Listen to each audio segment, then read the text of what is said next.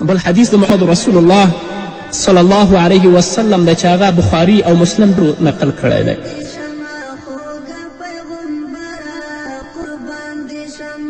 چې زما په امت به داسې حالت راشي چې د هغوی چهرې به بدلې شي، نورانیت به ترې ختمې شي، صورتونه به مسخه شي، د اسمان نه به په دوی باندې کاڼي وورېږي. دا په هغه وخت کې قنیات زیات شي، یعنې په هغه کې آوازخانان چې نن ټول سندرغاړي او سندرغاړي دي چې ورځ ته بلې زیاتې او په دوی کې د موسیقي آلات ډېر شي او په دوی کې شراب نوشي او د ورېښمونو اغوستل زیات شي، نو په دې وخت کې د الله د عذاب انتظار باسي.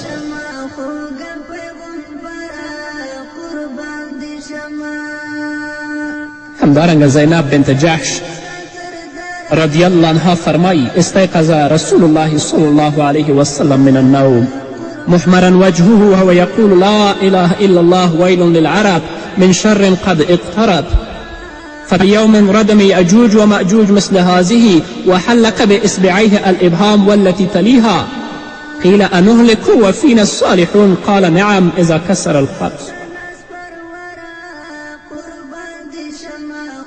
زینب بنت جحش رضی الله عنها فرمایی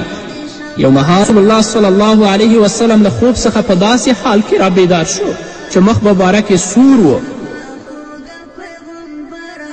او رسول الله دا ویلې چې لا اله الا الله دا کلمه د تعجب یا افسوس په اساس ویله. رسول الله ویلې چې هلاکت او تباهي د عربو ته له داسې شر څخه چې هغه شر ډېر نږدې دی.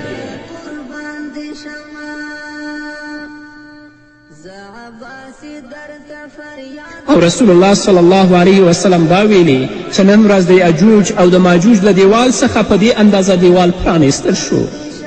چې رسول الله صلی الله علیه وسلم د خپل غټه ګوته او ورپسې د تشهد ګوتې سره حلقه کړې وه. رسول الله صلی الله علیه وسلم ته ویل شو چې یا رسول الله آیا موږ به تباه کیږو په داسې حال کې چې زموږ ترمنځ به نیکان خلک موجود وي؟ رسول الله صلی الله علیه وسلم ویلي هو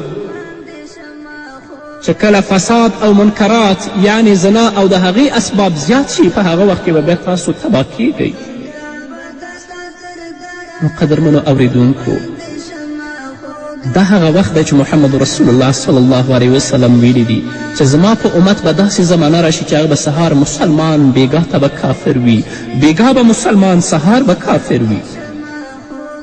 نو باید چې په داسې وخت کې انسان الله ته متوجه شي، د الله رب العزت دین طرف ته مخ راواړوي، د خپله ژبه د خپله غوږونه ژبه د ناروا ویلو د فحشاو د منکرات ویلو نه وساتي، د حق په نامه یې خلاصه کړي، د الله د کلام په تلاوت یې خلاصه کړي، د محمد رسول الله صلی الله علیه وسلم د لارښوونو په وینا باندې خلاصه کړي. همدارنګه غوږونه